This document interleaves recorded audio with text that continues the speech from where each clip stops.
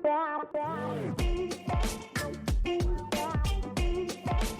welcome to the final Vagabond Diary on Gospel Rant and God's Love for the Unlovable podcast. Hopefully it's been fun. Love the feedback that we've had for the year that we've been telling stories, gospel stories, biblical stories, looking at biblical stories differently, and love to get more feedback and just keep passing them on to other people. We kind of want to look at stuff, theology, in a different way, a way that kind of wakes us up, and I hope we've been able to do that.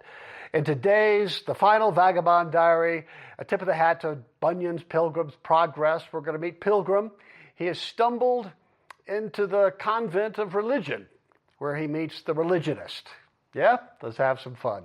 Welcome to God's Love for the Unlovable and Gospel Rant. We'll get right back to this week's Vagabond Diaries after this message from our sponsors.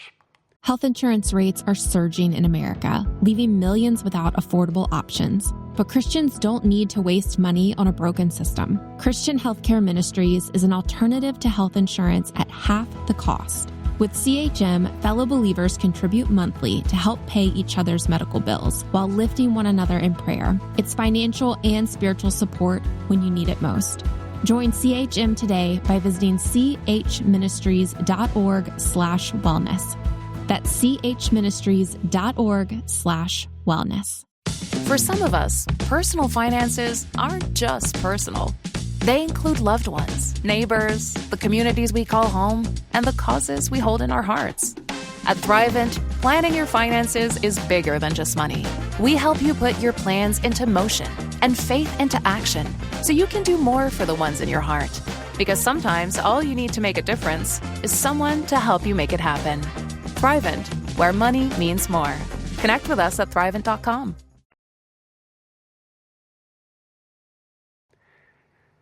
Pilgrim has just traveled through a deep canyon with sharp cliffs on either side, very foreboding and uninviting. Up ahead was a strange, weary vale shrouded in mist, where the sun's light seemed ever reluctant to pierce the leaden sky. There stood a solemn convent. At its heart rose a grand cathedral of the Middle Ages, a towering edifice of dark stone, its spires clawing at the heavens, its buttresses weighted as though bearing the sorrows of the world. The great rose window, a kaleidoscope of muted hues, cast dim patterns upon cold flagstones within, where shadows danced in silent reverence. The air hung heavy with the scent of beeswax and incense, the mingling fragrances both sacred and somber. A host of monks and nuns moved with hushed purpose, their habits whispering against the stone as they went about their daily chores. Some scrubbed the ancient floors with rough cloths, their knuckles raw from the unyielding cold. Others tended to the withering garden, plucked the dead stems from and murmured prayers for the coming of spring. From the cloistered walkways echoed the low, mournful strains of a dirge, a chant both haunting and beautiful, winding through the arches like a lament for forgotten souls. The monks' voices, deep and resonant, mingled with the ethereal notes of the nuns, weaving a tapestry of sorrow and devotion. A bell tolled, slow and deliberate, its sound a solemn heartbeat for the convent. Each ring seemed to weigh heavier than the last, a reminder of the unyielding passage of time and the ever-present specter of mortality. Within the cathedral's nave, a lone candle flickered at the foot of a weathered statue, a depiction of the weeping Madonna, her stone face streaked with trails that time itself seemed to have carved. Before her knelt an aged abbot. His fingers twisted the worn beads of the rosary, lips moving soundlessly in prayer. Here in this place of ancient faith and quiet despair, life moved like a slow procession, a constant rhythm of toil, prayer, and mourning. The world beyond the convent walls might rage and shift, but within, only the dirge endured. Pilgrim. Greetings, fellow followers of the shepherd. May I trouble you for food and rest? Religionist. Greeting, young disciple of the shepherd. Of course, all followers of the shepherd are welcome here for as long as you'd like. Perhaps we might even persuade you to stay and join us in our calling to live shepherd-like, though apart from the shepherd for such a time as this. The outer world is dangerous and filled with destructive philosophies, even some espoused by those we called shepherdans. Pilgrim, your hospitality is kind and much appreciated. Forgive me, but what is a shepherdan? Religionist. Oh, do not fret about that. It's merely the term we use for those who concur with our understanding of the shepherd and his teachings. And please, let us speak more at supper. Join me as my special guest at the head table. Do you enjoy roasted quail? The meal was wonderful, complete with soup, bread, and even mead. It did not take long for Pilgrim to feel quite at home and refreshed. Religionist. So, child, tell me, from whence did you first hear of the shepherd? Pilgrim. Yes, I was sitting in my humble apartment, minding my own business, fretting about life and its many burdens, subject to complaints from my wife and the nasty critical inner dragon in my head, conspiring to tell me what a failure I was, when the shepherd himself came to me in voice alone and told me that he loved me as I was and how much he looked forward to me being with him in his house personally. I inquired how that could be, and he instructed me to follow a certain path leading between my past home and my future home with him. So ever since I've been on that path, truly I have had the opportunity to be belittled by Judas' face, shunned by the eschatologist, and humbled by the humanist. I am in one sense weary. In another, I long to see the loving gaze of the shepherd himself. I have experienced moments of his favor and pleasure, and I yearn for more. Religionist. A great testimony, young traveler. All of us here have such a tale as well. Each of us responded to an invitation from the shepherd to flee to his kingdom. Each of us, like you, entered into the journey with enthusiasm and expectation until we arrived here and received better instruction about the shepherd and his high requirements. Pilgrim. Excuse me? What high requirements? Religionist. Oh dear, I have let the proverbial cat out of the bag. I did not intend to burden you so. Please, let us speak of other things while we both enjoy this sumptuous meal. Pilgrim. No, please, I wish to understand. What high requirements do you speak of? Religionist.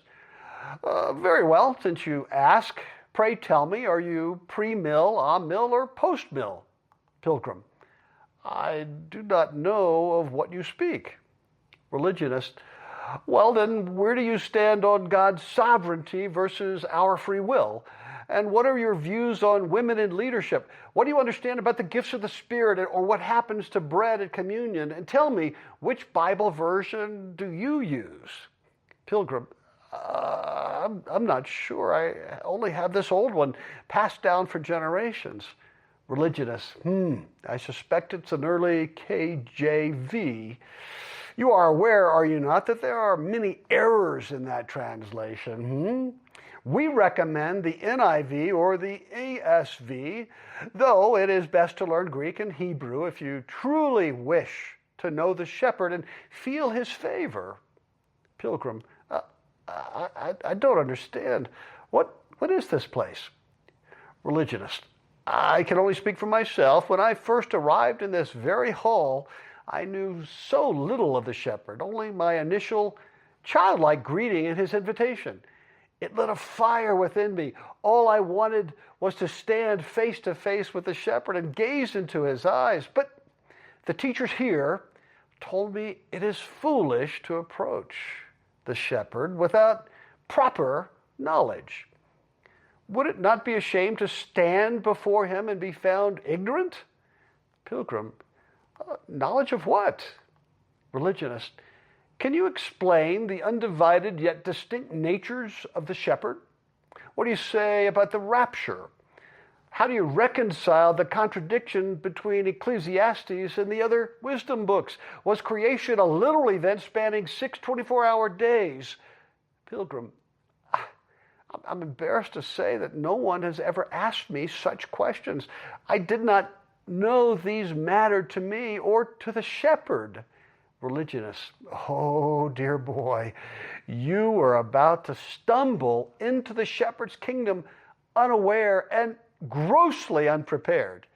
It would be offensive not to study deeply and know as much as you can before you stand in his presence. You do not want to disappoint, right? Pilgrim, and how long does such study take? Religionist, well, I've been here 2 decades, and I believe I'm still a decade away, at least, from being truly prepared to resume my journey. We exist here on the path for this reason. Surely the shepherd placed us here to prevent new pilgrims like you from making the grievous mistake of arriving unready. Pilgrim glanced about the hall and for the first time noticed the elderly figures weighed down with heavy backpacks of books and scrolls. No one laughed. No one smiled. Religionist, look, I know this is a shock, but even if you choose to disregard our advice, I strongly suggest that you take the bare minimum. Greek and Hebrew Bibles, both the NIV and ESV, and a complete set of John Calvin's commentaries, Erickson's Christian Theology, the BHS, the Halot, TWOT, BDAG, and the NID, NTTE, and of course, Dr. Aubrey Buster's 2-part commentary on Daniel. Pilgrim, I can't carry all of those books. Religionist, well, we could loan you a wheelbarrow. Trust me, these are just the essentials. The next morning, Pilgrim set off once more. By midday, the path turned steep and rocky, winding up a mountain as far as the eye could see. He pushed the wheelbarrow for a time, but finally abandoned it, and anxiety gnawed at him. Pilgrim glanced at the wheelbarrow, his heart a tangle of fear and doubt, shame. Each book seemed heavier than stone, each scroll a silent accusation of his ignorance. As he left, every bump along the rocky path gnawed at him. Would the shepherd be angry at his lack of preparation? But a still small voice spoke within him, or at least he thought it did. My son, come to me. Do not tarry at the convent. Come as you are, already in my favor. Leave the wheelbarrow. I require nothing to extend my embrace to you. The end. Let's talk about this after a few words from our sponsors. Americans have a big healthcare problem. Over 100 million U.S. citizens carry medical debt, but that's not the whole story. With health insurance, your out-of-pocket and monthly costs are way too high. You get surprise bills, denied claims, and poor customer service. That's a serious burden. As Christians, we don't have to pay for a broken system. Christian Healthcare Ministries is an alternative to health insurance at half the cost. You can enroll at any time and join a proven faith-based solution that's both reliable and affordable. CHM isn't just help, it's financial and spiritual support when you need it most. Families across the country count on CHM to step in during their hardest moments, and it works. Stand up to health insurance with a low-cost biblical solution. Join CHM today by visiting chministries.org/wellness. That's chministries.org/wellness. At Thrivent, planning your finances is bigger than money. It's a way to support the people, causes, and community you love. Because helping you put your faith into action is at the heart of what we do. Thrivent, where money means more. Connect with us at Thrivent.com.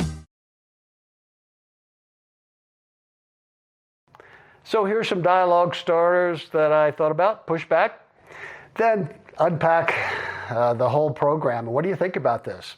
Was I too hard on the religionist?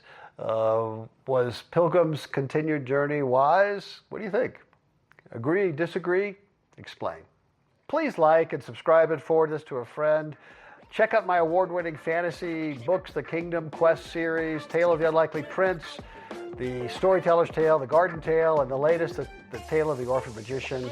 They're available on Amazon Kindle. Matter of fact, they're free on Kindle Unlimited, Barnes & Noble. If you want more information, check out my author page, drbillsenyard.com. And keep on the lookout for my book on Christian marriages, Before the Couch. Should be out in early September. It's not like anything else that's out there. Hey, I'm for you. Take heart, child of God.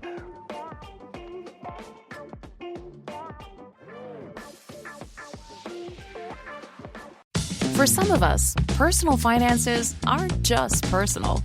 They include loved ones, neighbors, the communities we call home, and the causes we hold in our hearts. At Thrivent, planning your finances is bigger than just money. We help you put your plans into motion and faith into action so you can do more for the ones in your heart. Because sometimes all you need to make a difference is someone to help you make it happen. Thrivent, where money means more. Connect with us at Thrivent.com.